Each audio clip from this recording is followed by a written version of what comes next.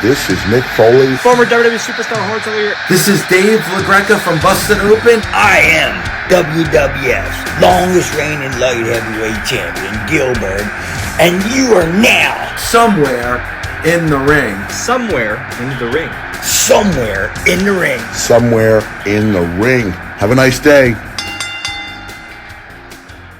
Hey, what's going on, guys? Welcome to Somewhere in the Ring, and I am going solo Sokoa today. That's right.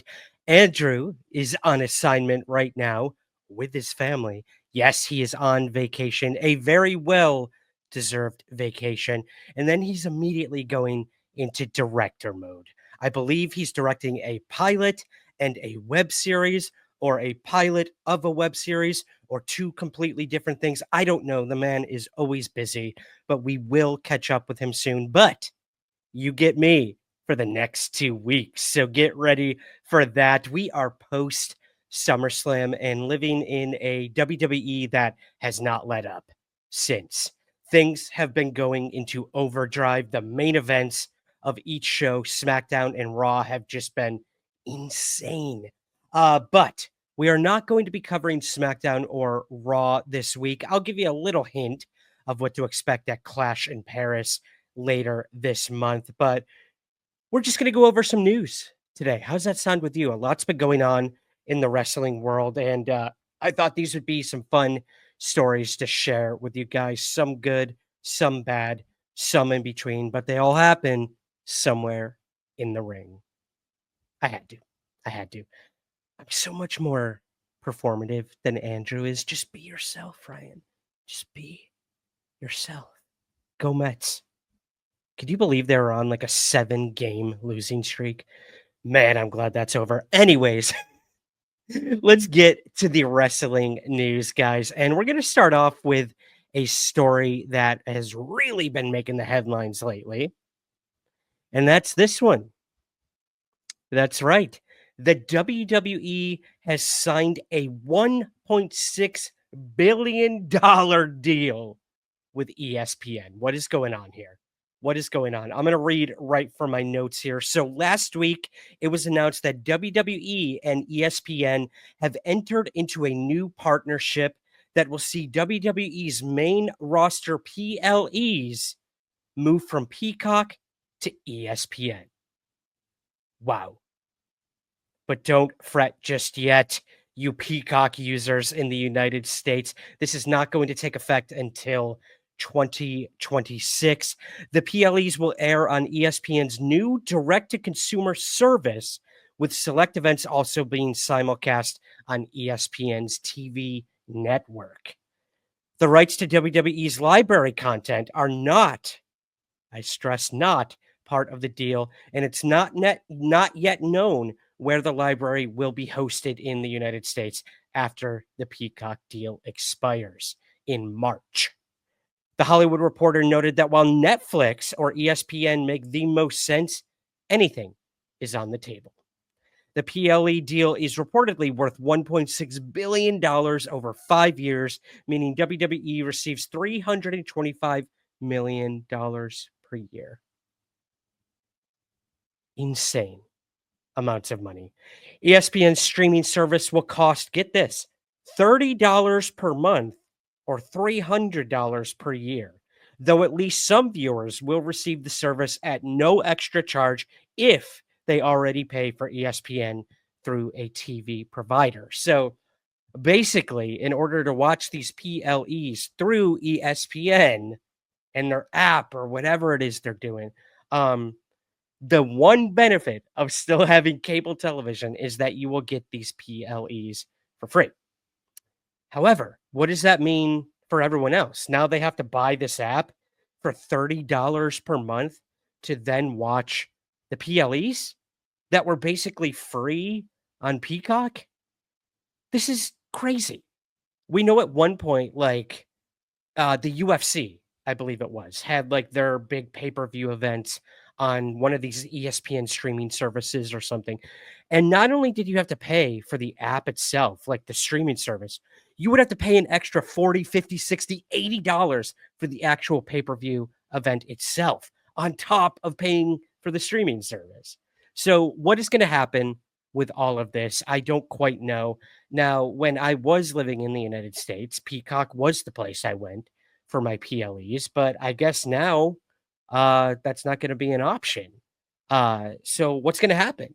What's going to happen with these PLEs come time for that? Will ESPN be the only place to get it?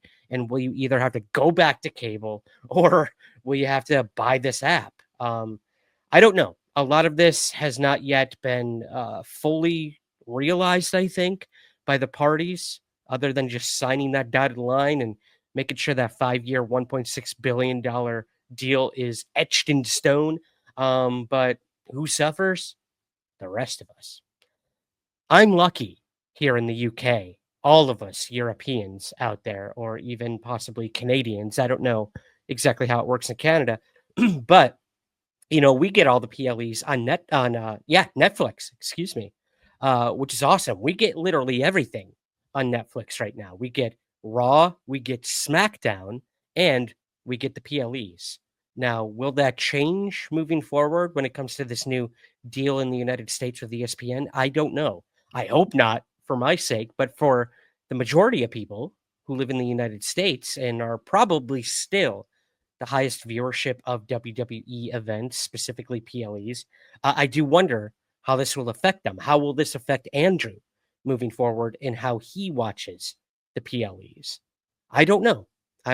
But we will see. But the word on the street is Peacock is really going to take a hit with all of this. Not only are they losing all of their library of WWE, they're also losing the PLEs, like the one thing driving most traffic to Peacock.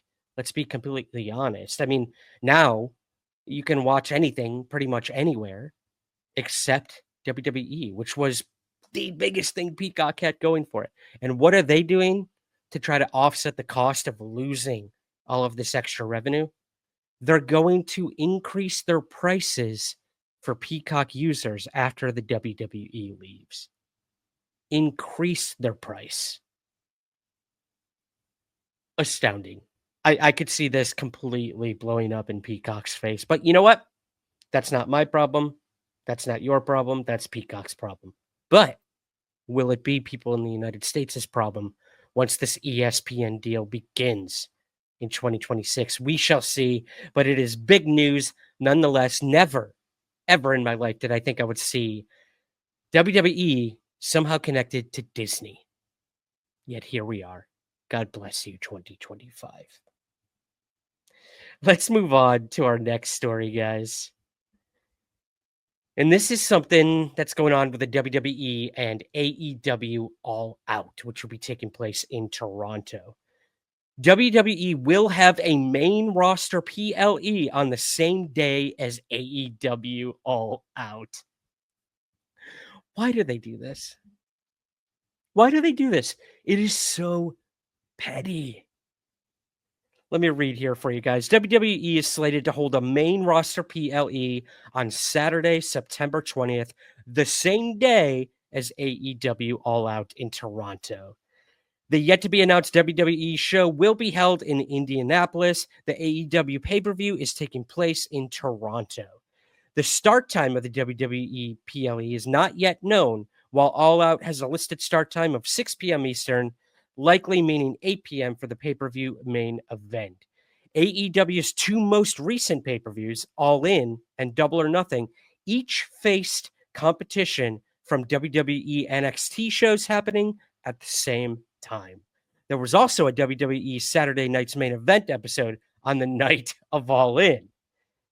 The addition of another main roster PLE fills a gap on the WWE schedule. There had previously been no September PLE scheduled, with Clash in Paris happening on August 31st, and then Crown Jewel in Perth set for October 11th. So, my question for you guys, as I stated at the top of the story, is this petty? The WWE doesn't even really see AEW as a competitor anywhere in their league. And money-wise, absolutely not. Attendance-wise, comparable sometimes, especially these big events like All In, Double or Nothing, and maybe All Out.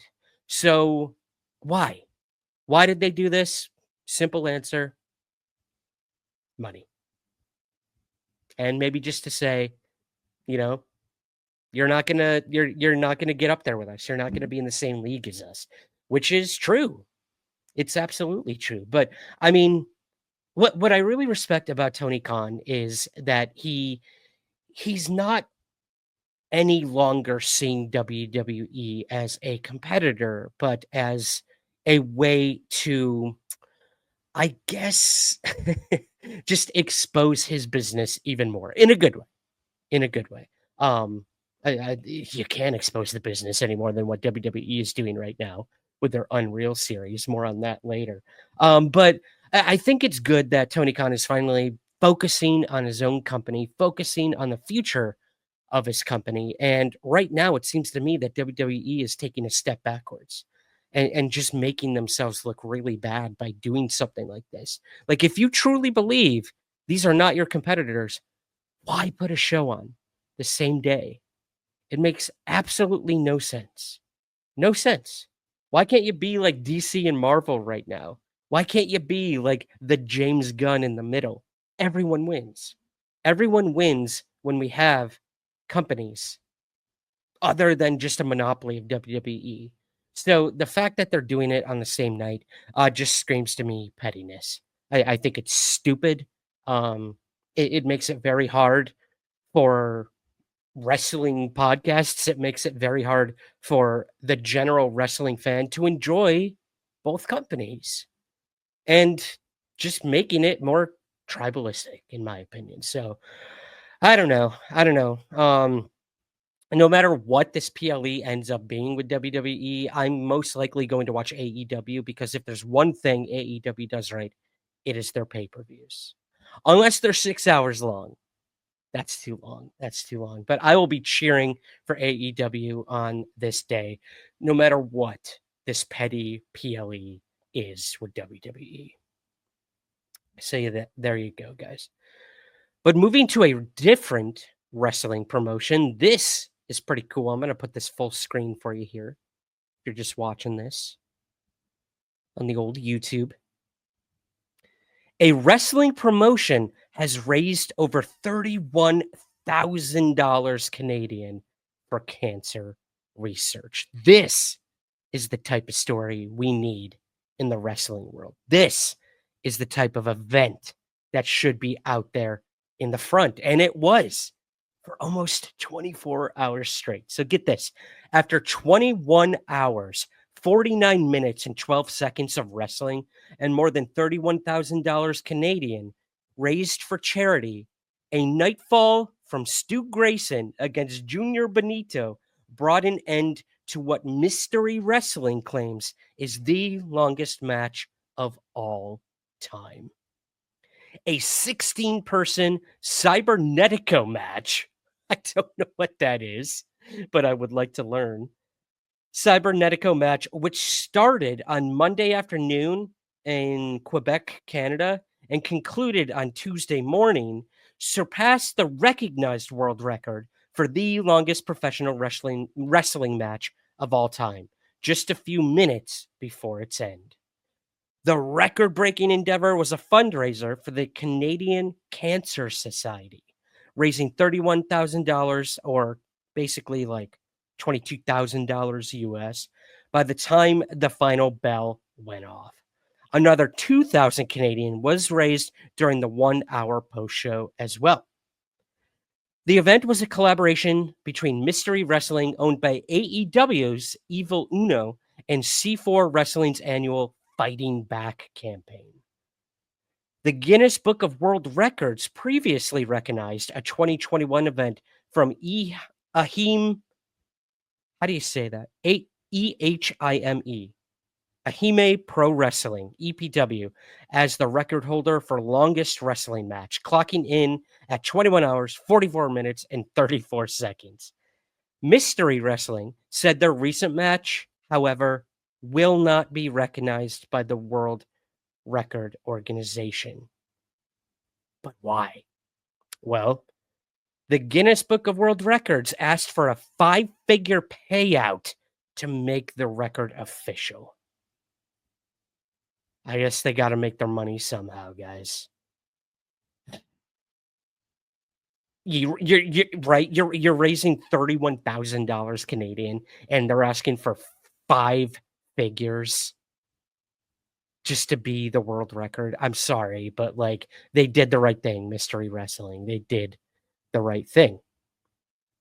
It's like most of what you made. Crazy. This event utilized numerous referees who worked in shifts. The broadcast, free to watch on YouTube and Twitch, saw Evil Uno commentate alongside a long list of in person and virtual guests, including AEW names Nyla Rose, Mike Bailey, Colt Cabana, Adam Cole, and many, many others. So there you go. That's pretty cool. That is so cool. It's good to see these smaller promotions not only raising money for a very good cause, cancer research, but getting their name out there. I mean, I found this story on the first page of Google this morning. You know, every morning I go to Google, I type in wrestling news, and that's how I get my news, my wrestling news, right? Other than like newsletters and stuff like that. But boom, Mystery Wrestling is getting out there. And now I want to check them out. I want to start checking out any events they have, whether it's on YouTube, in person, if I'm ever up in Quebec. This is just so cool. I did catch some of the live stream yesterday, and the wrestling's actually really good. The wrestling was fantastic. So a huge shout out to everyone involved. Awesome that they raised so much money. I hope to see more companies do things like this because, again, it not only helps get their brand, their promotion out there, but it does wonders for charities as well.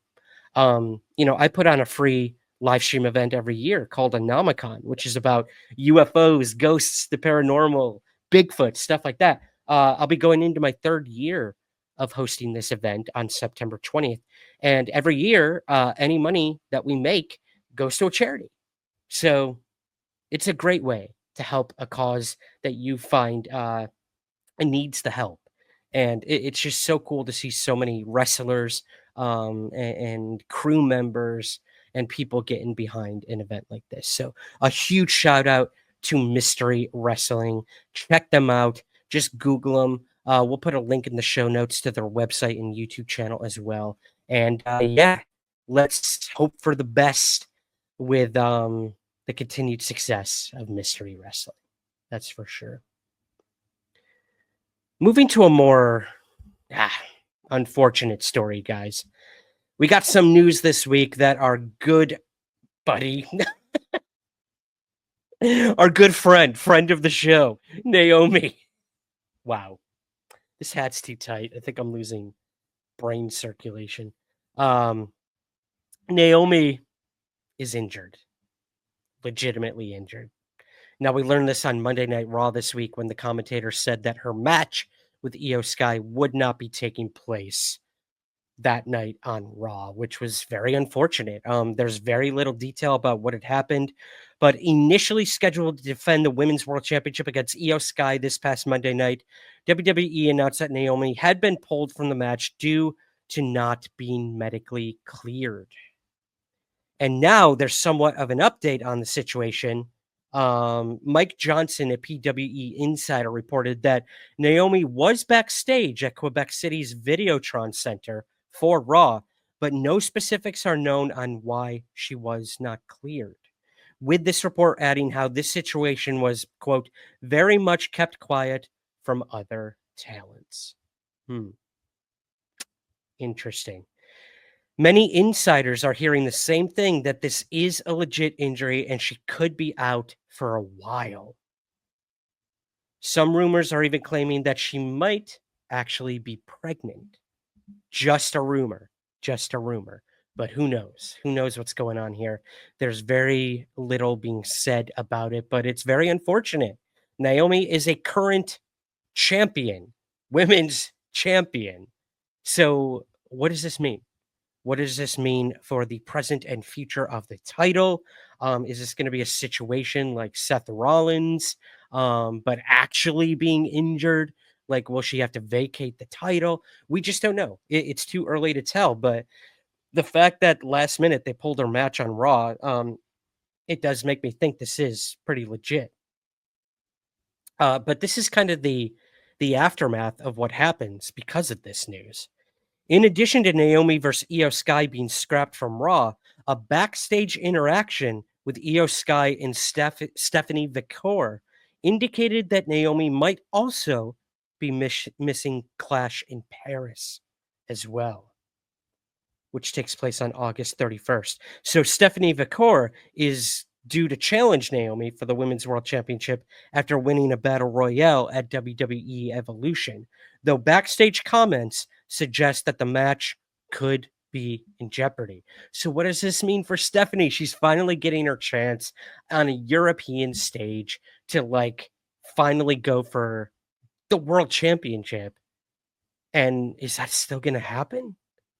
What's going to happen for my girl Stephanie? I don't know. Nobody knows right now. However, as we are recording this Wednesday, August 13th, 12:51 p.m. UK time, we are learning that Naomi and her husband, who's Jimmy Uso, they are due to appear on Stephanie McMahon's What's Your Story podcast on Thursday, which would be August 14th. So maybe we will get an update then. Will she officially announce that how long she's going to be out? Is she actually injured? Is this a work of some sort? Seems to be a lot of working going on in the WWE right now, which will be part of our main story in just a few moments here. We don't know. We just don't know, but maybe we will find out during this Stephanie McMahon interview, or everything I'm saying right now will be obsolete if you're listening to this in the future and it's already explained on the podcast. But nonetheless, Naomi is allegedly legitimately injured, and we just don't know when she'll be back. But rumor is it could be a while, which could cause some issues. We shall see. We shall see. Speaking of injuries, someone else in the WWE was rushed to the hospital this past week. And that's our good boy, the beloved Charles Robinson. I'm not kidding.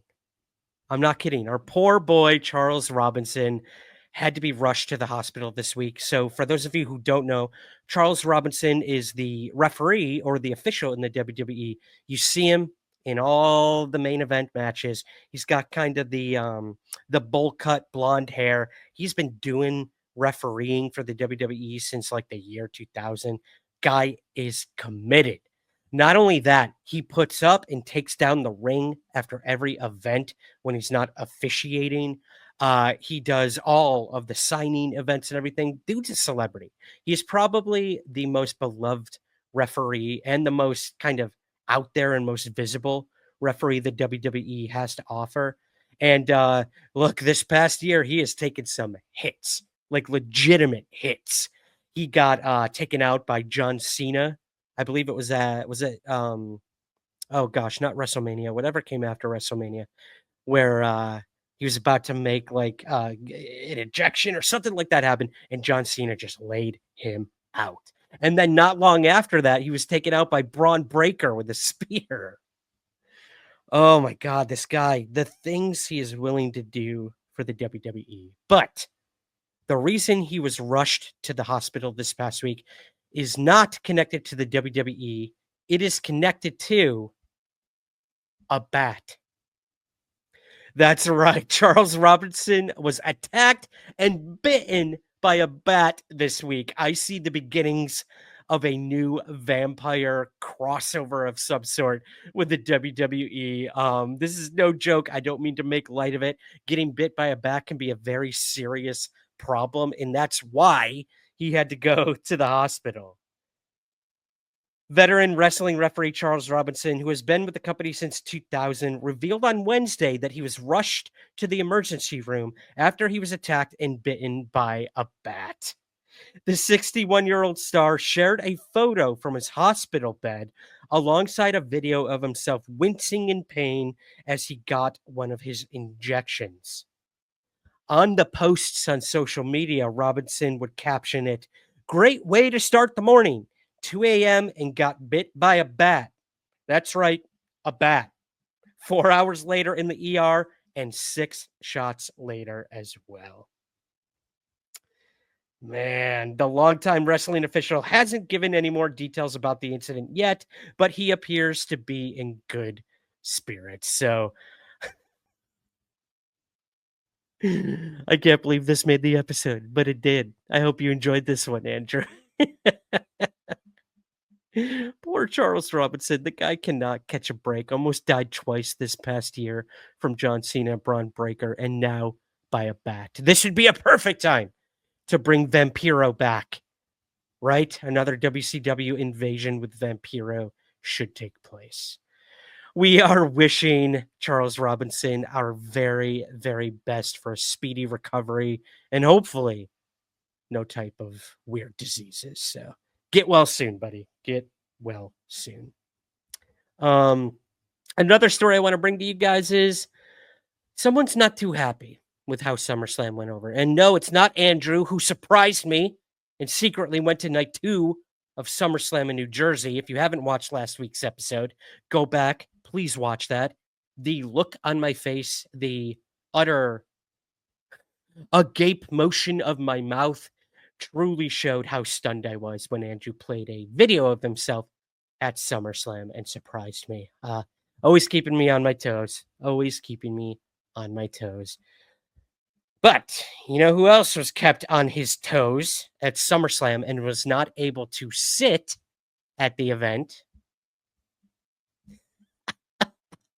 That's right. Bret the Hitman Hart. This headline reads, Bret Hart was upset over WWE SummerSlam incident.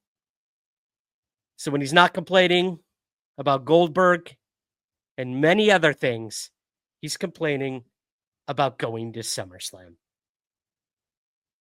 WWE Hall of Famer Bret the Hitman Hart has once again voiced his frustration with the WWE.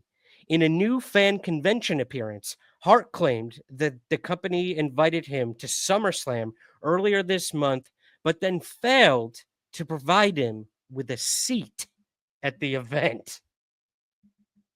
Three-time Hall of Famer stated that the incident made him feel that WWE does not fully appreciate his contributions to the business. These comments were made during a recent appearance at the Vaughan Comic Con. Vaughan Comic Con? Either way, that's where they were made. Bret would say at the event, "This year, WWE told me that they wanted me to be in the crowd at SummerSlam. Then they told me once I got there that they didn't have a seat for me. But I noticed Kevin Nash did get a seat. Maybe I finally realized that I don't think they really fully appreciate me. There's just no certain appreciation for anything I did." So there you go, guys. Bret Hart back in the news again, once again, for complaining. What do you think? Was he justified in his complaint when it came to this? The dude got to go to SummerSlam for free. I'm sure they paid for his flight. I'm sure they paid for his hotel. But they didn't have a seat for him. That's kind of weird, in my personal opinion. I'm sure they could have found somewhere for him to sit next to Andrew and Nathaniel. Shout out Nathaniel, buddy.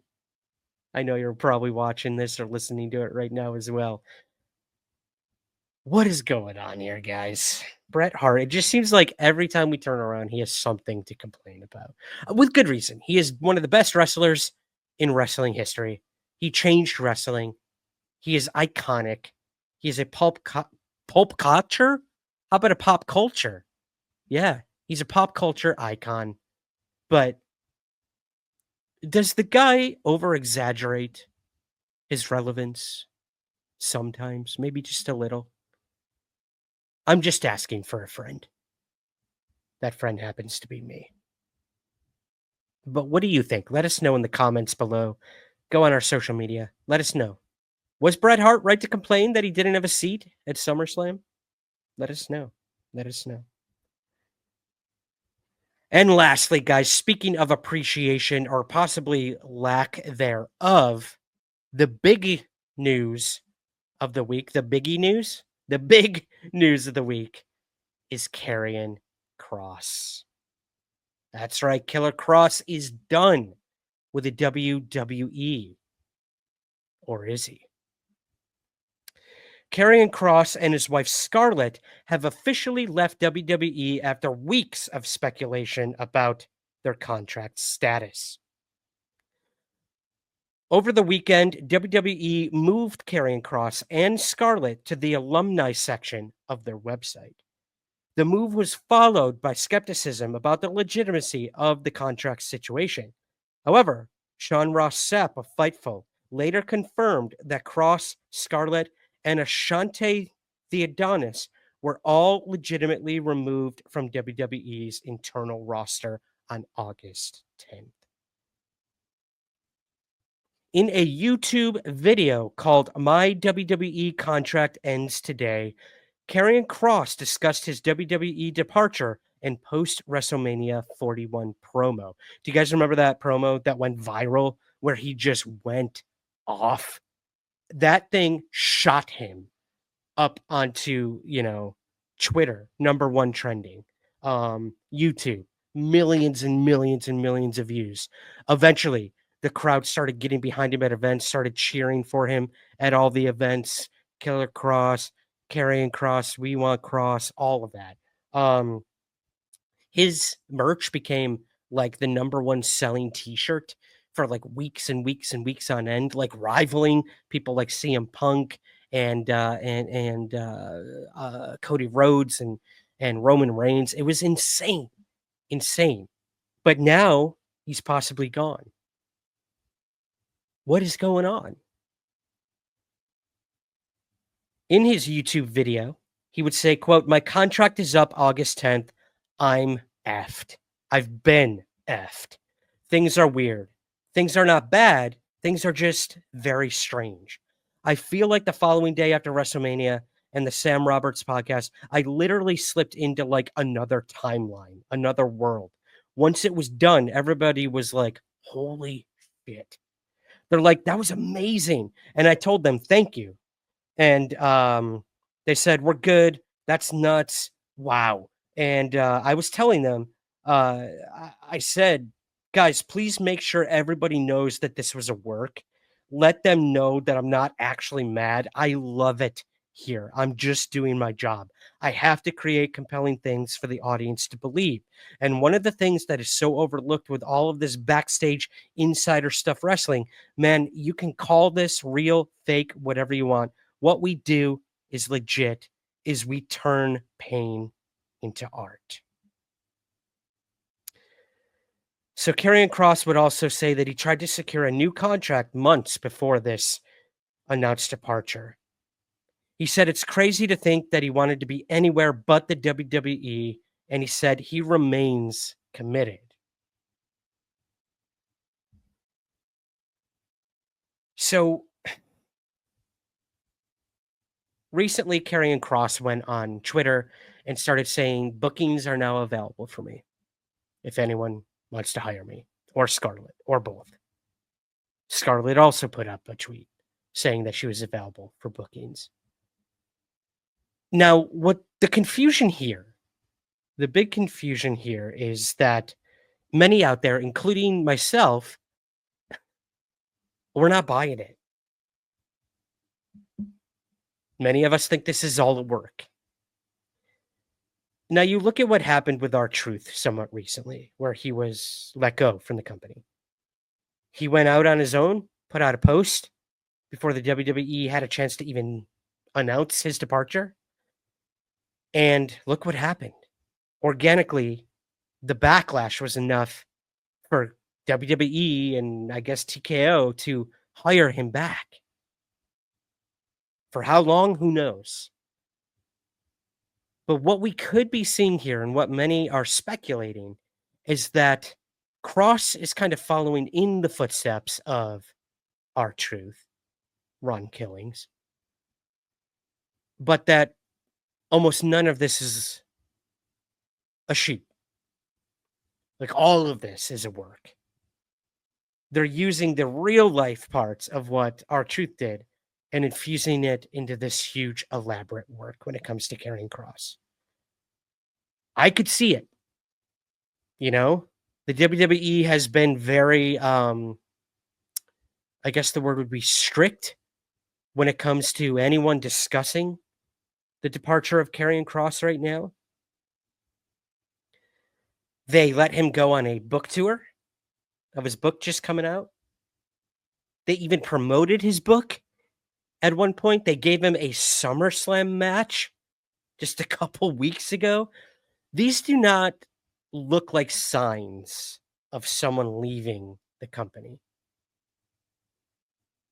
Or were they just some sort of gesture on his way out? I don't know. Maybe a way to like give him some leverage on the way out. But they are not known to do that. They're usually known to bury the wrestlers after they let them go. So I don't know. A lot of people think this could all be a work. And the big rumor right now is, what if he comes back after some time off, mind you? He did say that he's taking bookings, and maybe that's all a work too.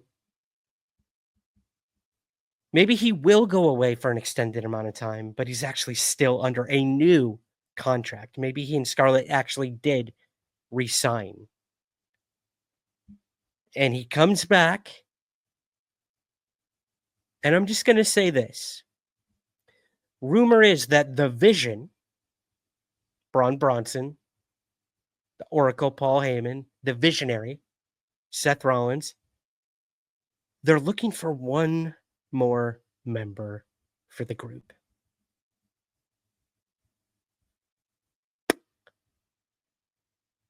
What if, right? What if a bald Karrion Kross comes back as Killer Kross and is our new member of the Vision? Hell, I would eat that up, serve it to me on a plate. I like this guy. I like what he stands for. I like his old school style of wrestling. I like his philosophies in life. He's fantastic on the mic. And then you got the smoke show. And that's not to take anything away from Scarlett. She's an incredible performer, incredible wrestler. Love whenever she helps Karrion Kross with his maniacal doings. I don't see these two leaving. I just don't. You're taking bookings, Karrion Kross and Scarlett. Could this be a TNA? Which is just a funnel right back to WWE? Possibly. Who knows? Who knows? But I look forward to whatever happens next with Karrion Kross. If this is all legit and he's done, the man has a future ahead of him and he will be successful no matter what. That book is doing so well. It is so well written. He could write for the rest of his life. He could start a podcast. He could be a public speaker. He could be a coach. He could be an instructor. He could be a manager. He could be a booker. He could go be a writer for a wrestling company. The sky is the limit for this man. The sky is not the limit for this man is a better way of putting it. But I have this strange feeling that he's actually not done with the WWE. And that maybe he has a larger vision in mind. Hold me to that, guys. Hold me to that. All right, guys. Well, that's all I have for the news this week for you. I thought it'd be cool to just cover stuff that's been going on. Catch up with you guys. Since Andrew's not here, I didn't want to do a review of everything going on right now. But we do have Clash in Paris coming up August 31st. Right now, not many matches have been announced. Let me double check on that. I think I had it pulled up here. Yeah, so right now, this past week on Raw, we found out that Seth Rollins will be defending the title, the world title, in a 4-way match against CM Punk, LA Knight, and Jey Uso. That is going to be incredible. I cannot wait to see that fatal four-way at Clash in Paris. On SmackDown, we learned that Logan Paul will be taking on John Cena. That's going to be a heck of a match. Logan Paul is just, man, it is coming up roses for that guy. I swear. And then we were supposed to get Naomi or Io Sky versus Stephanie Victor for the WWE Women's World Heavyweight Championship. But now that we learned that Naomi is injured, what's going to happen? Is this now going to be a forced Io Sky versus Victor match? I would love that, to see those two go up against each other. Hell yeah. I am in for that as well. But that's all we have announced so far for Clash in Paris. There's still plenty of time. It is now Wednesday, August 13th, again, as we're recording this. So we got a few weeks, guys, before Clash in Paris and everything that's going to be going on there. But what a summer. What a summer it has been for wrestling. What a summer it has been for Andrew and I. We've both been super busy. So we want to thank you guys for being patient with our wibbly wobbly schedules this month, this few months, as it were. Again, Andrew will not be here next week either, as he continues his vacation and his directorial duties as well. So we're sending our love out to him and his family. I hope they're having a great time. And we'll see what we got coming up for you guys next week. Maybe I'll pick a topic. I'll throw it out to you guys on the Facebook group and on social media. What do you want us to cover next week on the Somewhere in the Ring podcast? I want to know from you. The possibilities are endless. I am at the helm of the ship, and I'm staring it right into an iceberg. Anyways, that's going to do it, guys. Be sure to follow us on social media, Somewhere in the Ring podcast. Be sure to check out our Patreon campaign, where you get bonus episodes and content and early access to the show as well. That is a great way to help us out with this endeavor. You can follow and find that at somewhereinthering.com or patreon.com/somewhereinthering podcast. Links to all of our social media are in the show notes as well.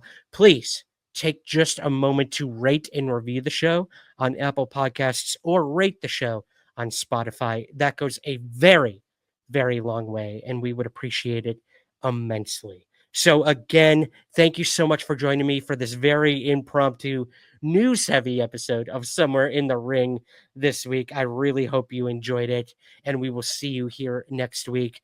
And here we go. I'm going to ring that bell, get us out of here, and here we go. You want a viral moment? Guy with the suit and tie in the truck, go yourself. Not what I was expecting, post-production Ryan, but good nonetheless.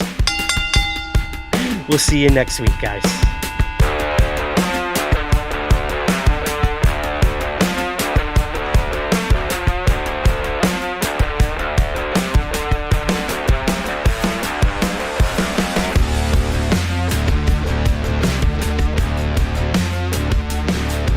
Somewhere in the Ring is part of the Somewhere podcast universe. Please take a moment to rate, review, and subscribe on Apple Podcasts and Spotify. To learn more about all of our shows, visit thespu.com.